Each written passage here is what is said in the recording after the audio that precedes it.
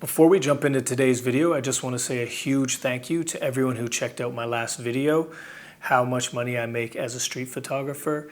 I had no idea it was going to hit like that. I'm really glad that you guys got some value out of it and that I was able to share my story.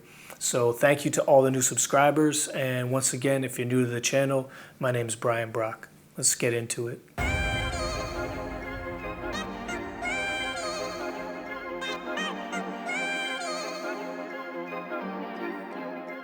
All right, so in this episode, we're going to be talking about creating a personal photo project. And in this case, specifically a photo book or photo zine. So in this episode, we're going to break down a few things. 1, making a photo book.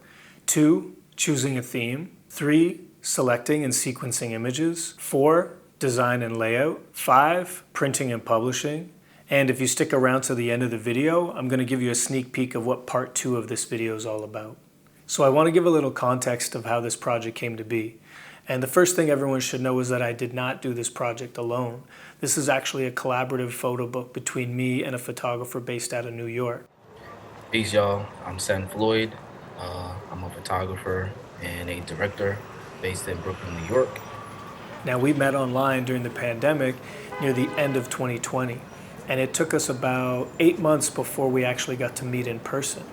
So we actually got to link up in New York, and that's kind of where things started to happen very naturally. So when it comes to creating a project, there's 2 ways to go about it. 1, you can do a lot of research. You can have a concept or a theme already made.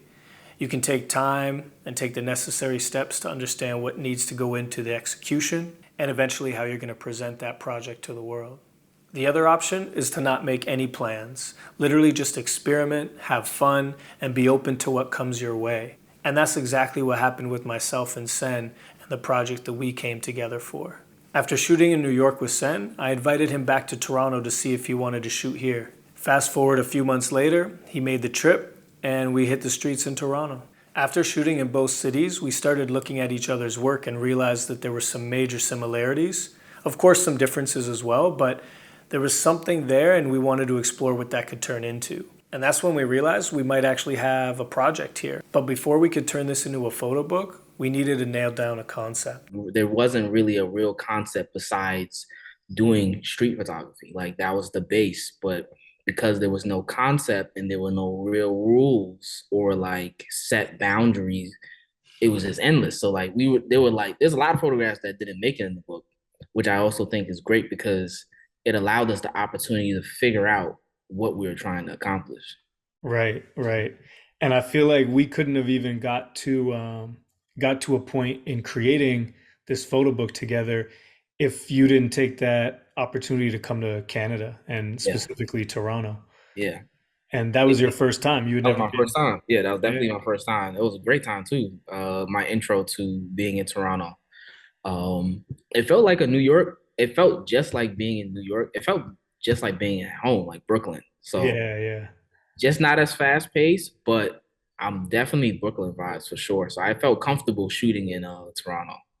I feel like that was almost our light bulb moment where we looked at our work and we are like, yo, like you kind of approach the street similar to me, but with like slightly different vantage point.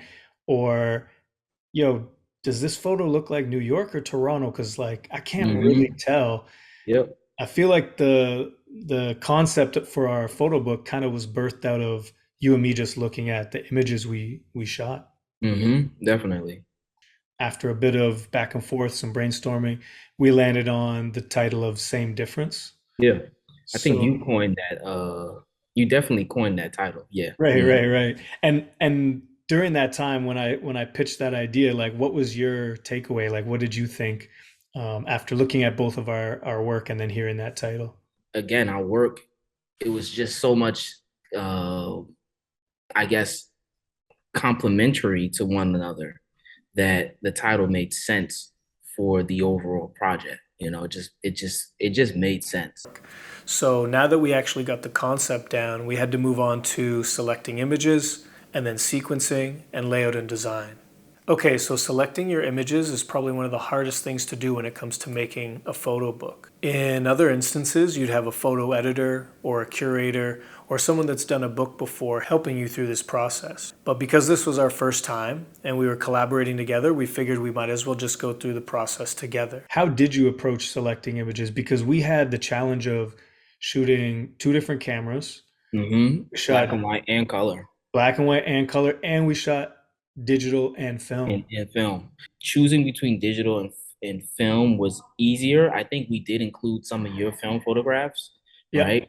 But for me, it just felt I feel like I'm repeating myself. Like it was natural. Like when you approach something where everything seems to be flowing in the direction of you're having fun or your enjoyment, the process to breaking down like a project or a concept normally comes easier.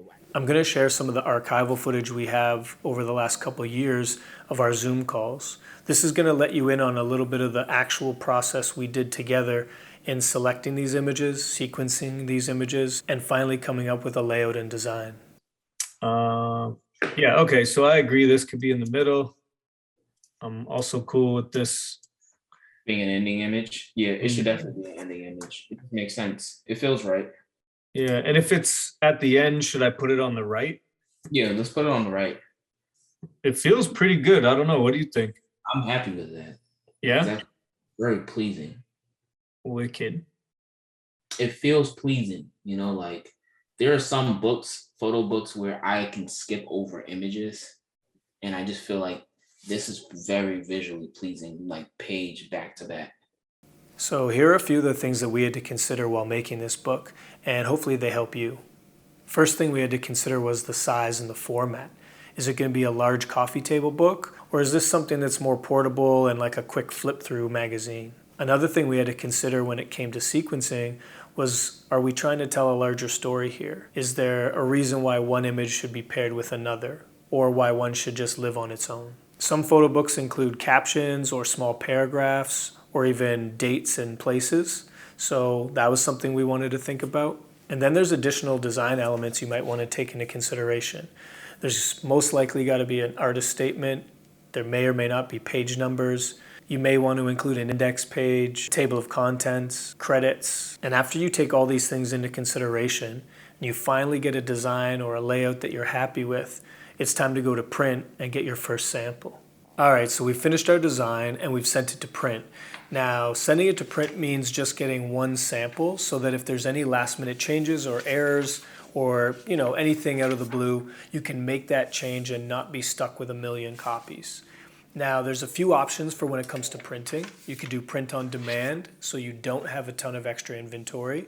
Or you could print in bulk, which typically would save you a bunch of money per unit, or in this case per book. Another thing to think about when you're sourcing a printer is, are you going to do it online, and that printer could be anywhere in the world, or are you going to do it locally? Now, my suggestion is definitely to do it locally, only because you have that ability to go in and see the work in person. You could talk to the printer themselves, and there's no long form back and forth when it comes to fixing files or unanswered emails or whatnot.